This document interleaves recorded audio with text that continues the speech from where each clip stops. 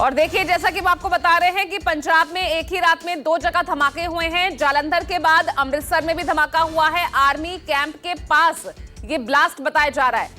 यानी पंजाब में 24 घंटे के अंदर अब तक 2 धमाके हो चुके हैं। पहला पंजाब के जालंधर में और दूसरा हुआ है अमृतसर में। आर्मी कैंप के पास ये धमाका हुआ है।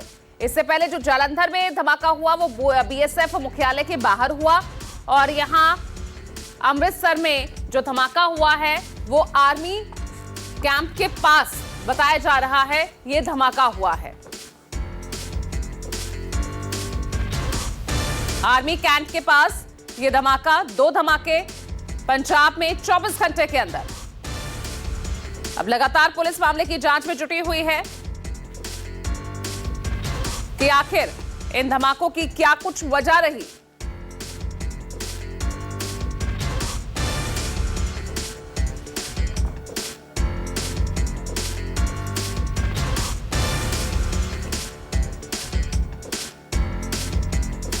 तो इस वक्त की आपको बड़ी खबर बता रहे हैं। पंजाब में 2 ब्लास्ट हुए हैं 24 घंटे के अंदर।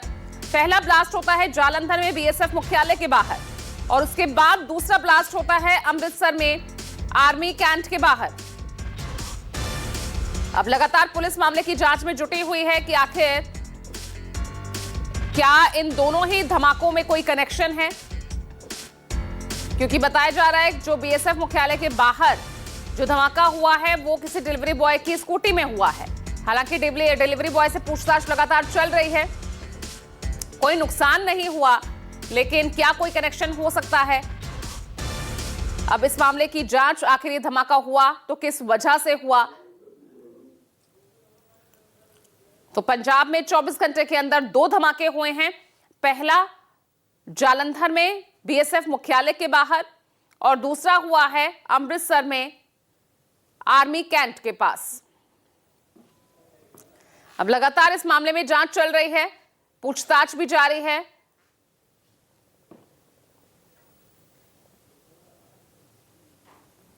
तो 24 घंटे के अंदर 2 धमाके हुए हैं पंजाब में एक ही रात में।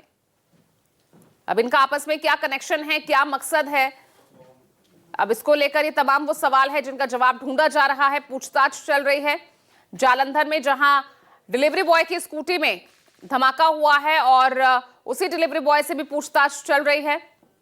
कोई नुकसान नहीं हुआ है, लेकिन जाहिर तौर पर अगर इनका आपस में कनेक्शन है इन धमाकों का।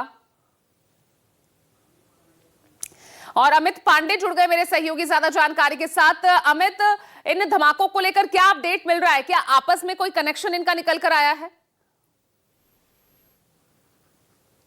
सामने निकल के आई है। उसमें पहले जालंधर ब्लास्ट की अगर बात करें तो उसकी सीसीटीवी फुटेज भी सामने आया, जिसमें दिख रहा है कि एक स्कूटी जो है वो जो कंटेनमेंट एरिया है वहां पे पार्क किया गया था, और अचानक से उसमें ब्लास्ट होता है और वहां पर खड़ा व्यक्ति जो है वो बाल बाल बचता है, और किसी भी तरीके का कोई नुकसान नहीं होता। और उसके रात को 10:30 बजे के आसपास एक और खबर निकल के आती है अमृतसर में, जहां पर ये बताया गया कि खालसा कैंप जो है अमृतसर का, वहां पर भी एक माइनर ब्लास्ट जो है उसकी खबर आई है। हालांकि दोनों ब्लास्ट में किसी भी तरीके की कोई व्यक्ति इसमें घायल नहीं हुआ, लेकिन लगातार पुलिस जो है वो इन्वेस्टिगेट कर रही है, और पूरी रात से अमृतसर पुलिस और जालंधर पुलिस जो है इस मामले की जांच कर रही है। एफएसएल की टीम जो है वो मौके पर पहुंच गई है।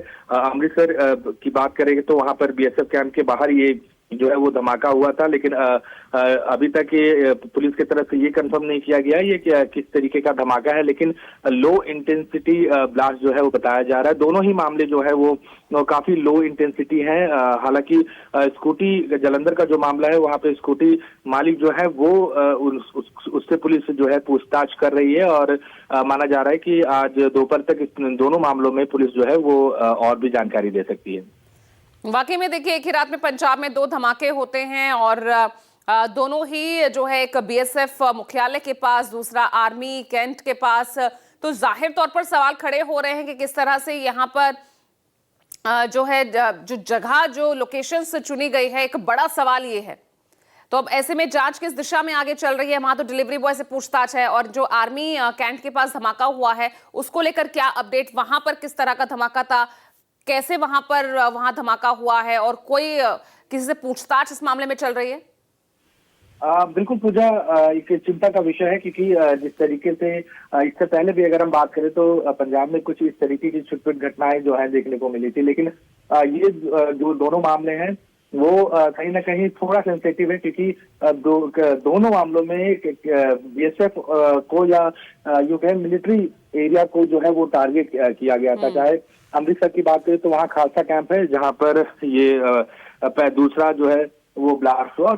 अगर जालंधर की बात बिल्कुल, करें और तो देखिए वो वीडियो भी सामने आ गई है, सीसीटीवी फुटेज भी, जिसमें धमाका होता हुआ दिख रहा है। ये देखिए किस तरह से उस स्कूटी में बड़ा धमाका होता है। स्कूटी खड़ी हुई है और अचानक उसमें ब्लास्ट होता है, और जिस तरह से ये ब्लास्ट हुआ है, हालांकि कोई नुकसान अमित हुआ नहीं है, लेकिन अगर कोई उसके आसपास खड़ा होता, और एक शख्स तो खड़ा भी है और थोड़ा वो दूर खड़ा है, तो बच गया बाल बाल।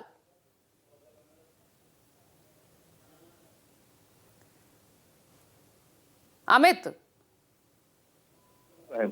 स्कूटी जो है वो पार्क किया हुआ है और अचानक से उसमें ब्लास्ट होता है और उसके सामने ही एक व्यक्ति खड़ा है। हालांकि वो पेड़ के दूसरी तरफ था, इसलिए जो एक्सप्लोजन हुआ उस पे उसको नुकसान नहीं हुआ, व्यक्ति ने अपनी भागकर जान बचा ली। लेकिन पूजा, सबसे गंभीर बात यह है कि ये पूरा जो इलाका है वो कहीं ना कहीं आर्मी के कंट्रोल में आता है। चाहे अमृतसर की अगर हम बात करें तो पंजाब में 50 किलोमीटर का जो दायरा है वो आर्मी के अंडर आता है, और जालंधर की अगर बात करें तो वहां पर भी यही स्थिति है। तो ऐसे में आर्मी की इंटेलिजेंस जो है और लोकल पुलिस जो है वो इस बात की जांच कर रहे हैं कि आखिर ये दो धमाके जो हैं क्या एक दूसरे से कनेक्ट हैं या फिर अलग अलग शरारती तत्व, क्योंकि इससे पहले भी हमने देखा था कि कई ऐसे मामले आए थे कि जो लोकल जो छोटे शरारती तत्व होते हैं उनका इस्तेमाल किया जाता है ताकि इस तरीके का डर जो है वो फैलाया जा सके। और जैसा आपको पता है कि आने वाले दिनों में विधानसभा चुनाव है, ऐसे में इस तरीके की घटनाएं जो हैं वो पुलिस के लिए काफी चैलेंजेस होंगे, क्योंकि पहले भी हम देख चुके हैं कि किस तरीके से जो पाकिस्तानी नेटवर्क्स हैं वो पंजाब को किसी न किसी तरीके से डिसएस्टैब्लिश करने के लिए जो है वो काम करते रहे, और कई सारे ऐसे संगठन जो चलिए ठीक है, तो फिलहाल पूछताछ एक मामले में तो चल ही रही है और जांच भी जारी है दोनों ही मामलों में कि क्या इनका आपस में कोई कनेक्शन है या नहीं। बहुत बहुत शुक्रिया आपका अमित इस तमाम जानकारी के लिए।